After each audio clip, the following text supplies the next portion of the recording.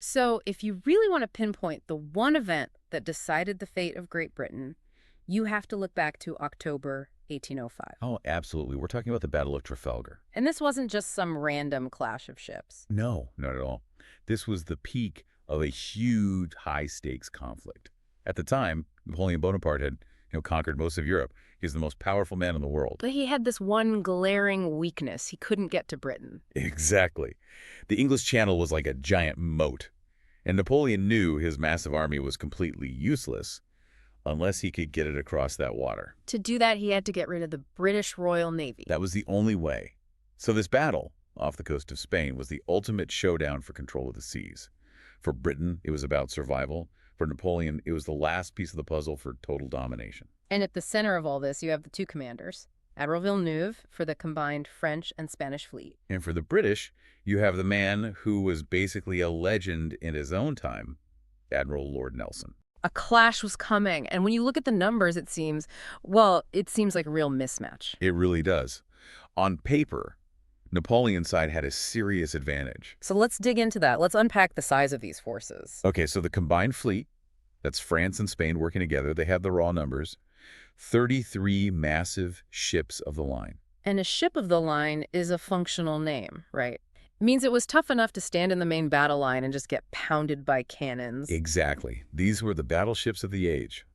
And those 33 ships carried nearly 3,000 cannons between them. It was a staggering amount of firepower. Wow! And the Spanish ships were some of the biggest in the world. They had the legendary Santissima Trinidad, which had 4 gun decks. Just a monster of a ship. So with that kind of power, it seems like it should have been an easy victory for them. It should have been. But they had 2 huge problems. First, poor coordination. You have French and Spanish officers trying to work together, different languages, different naval traditions. A total mess. And second, and this is probably the most important thing, was the crew training. The experience gap. A huge gap. Admiral Villeneuve was basically forced by Napoleon to sail out of the port of Cadiz before he was really ready. Many of his sailors were just soldiers who'd been put on boats. Okay, so let's contrast that with the British fleet. The British were outnumbered. They had 27 ships. And their flagship, Nelson's ship, was the famous HMS Victory. The Victory was the peak of naval technology at the time. Over 200 feet long, armed with more than 100 heavy guns. It was basically a floating fortress. With a crew of over 800 men crammed inside. Right, but those 800 men were drilled to perfection. And that's the key. The drilling. What did that actually mean in a fight? It meant speed. And speed meant firepower.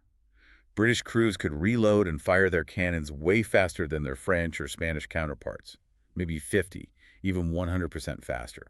So even though they were outnumbered 27 to 33, they could shoot faster. Exactly. Nelson was banking on quality over quantity. But he knew fighting a traditional battle, ship to ship in a long line, was still a losing game. He'd be worn down by the numbers. So he needed a new plan. He needed something radical. And that's where we get the Nelson touch. This really changed naval warfare.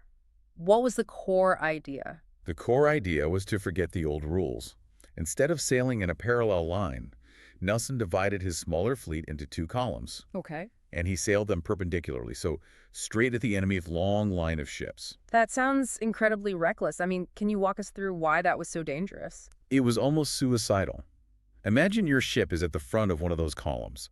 You are sailing head-on towards an enemy line that can fire its broadsides, all its side cannons at you. But you can't fire back. You can't fire back. Your main guns are on the sides, so for maybe 30 minutes, your ship is just a target, sailing through a tunnel of cannonballs, taking hit after hit. Just enduring it. So what was the payoff? Why take that massive risk? The payoff was chaos. Utter chaos for the enemy. Nelson's goal was to smash through their line in 2 places. Breaking their long formation into 3 smaller, confused pieces. Exactly. Once the line was broken, the battle would stop being one big, organized fight. It would become a series of close-range, individual ship duels. A brawl. And in a brawl, that's where the better British training and faster gunnery would win the day. That was the genius of it. It neutralized the enemy's numbers and played directly to his own fleet strengths. It was psychological as much as it was tactical. And right before this incredibly risky charge, Nelson sent his most famous signal. Yes, hoisted up in the Victory using colored flags. England expects that every man will do his duty. A message that just electrified the entire fleet. It did. Interestingly, he originally wanted to say England confides, as in trusts, but his signal officer said expects was in the code book and quicker to send. Expects sounds a bit more urgent, I think. Yeah, it certainly does. It reminded every sailor what was at stake. So the battle kicks off around noon. Right, the French ship Foucault fires the first shot. Admiral Collingwood, leading the first British column, is the first to break through the enemy line. And you can just imagine his ship, the Royal Sovereign, punching through that gap, firing a devastating broadside into one ship on its left and another into the ship on its right. That was the plan. Pure, concentrated chaos. But things got worse because the wind was very light that day. Making the ships move incredibly slowly. Very slowly. And then came the smoke. With hundreds of cannons firing, the air just filled with this thick, choking cloud. So visibility drops to near zero. Pretty much. Captains couldn't see anything. Orders couldn't be passed. The battle just dissolved into a series of terrifying one-on-one fights in the smoke. And once those lines were broken, the fighting got brutal. Ships so close they were literally tangled together in their rigging. The HMS Victory ended up locked side by side with the French ship Redoutable. Which means the fighting isn't just with cannons anymore. No, now it's up close and personal. They start using ammunition called grape shot. Grape shot? What's that? It's basically a canvas bag filled with dozens of small metal balls. When you fire it from a cannon, it acts like a giant shotgun blast. So it's not meant to sink the ship? No, it was designed for one purpose: to kill the sailors on the enemy's deck. Just clear them off. Horrific. So you have muskets, grenades, cannons firing shrapnel at point-blank range. The noise must have been deafening. Yeah. Complete sensory overload. And it was this close-quarters chaos, the very thing Nelson created to win, that ultimately led to his death. How did that happen? Well, during the fight between the Victory and the Redoutable, a French sharpshooter, high up in the rigging of his ship, spotted an officer on the Victory's deck. He spotted Nelson. He did. Nelson was famous for wearing his full uniform with his 4 medals pinned to his coat. He was an easy target. And the sniper fired. Fired his musket. The ball hit Nelson in the shoulder, went down through his body, and lodged in his spine. He knew instantly the wound was fatal. He was carried below deck. To the cockpit, which served as a makeshift hospital. Amazingly, he stayed conscious for several hours. His only concern was the battle. He kept asking, "Have we won?"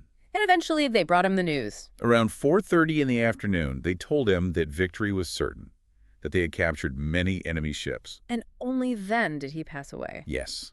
His last words were about having done his duty. Shortly after, Admiral Villeneuve surrendered. The scale of the victory was just staggering. It really was.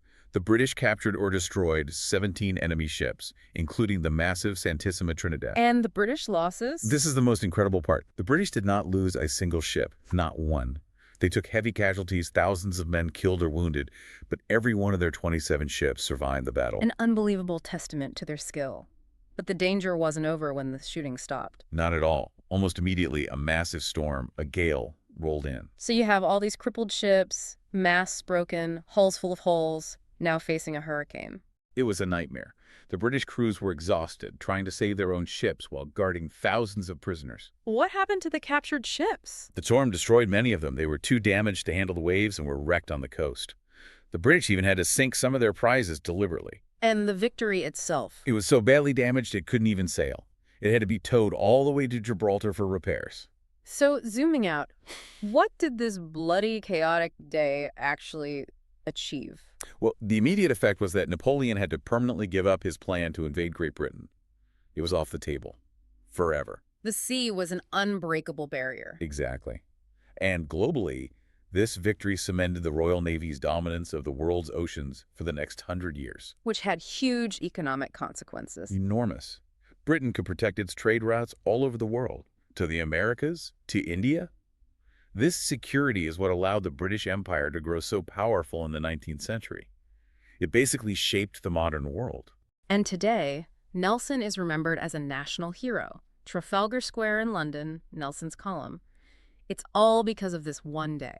And you can still go visit the HMS Victory today. It's preserved in a dry dock in Portsmouth. It's a powerful reminder of how innovative thinking that Nelson touched can completely change the course of history, even against overwhelming odds.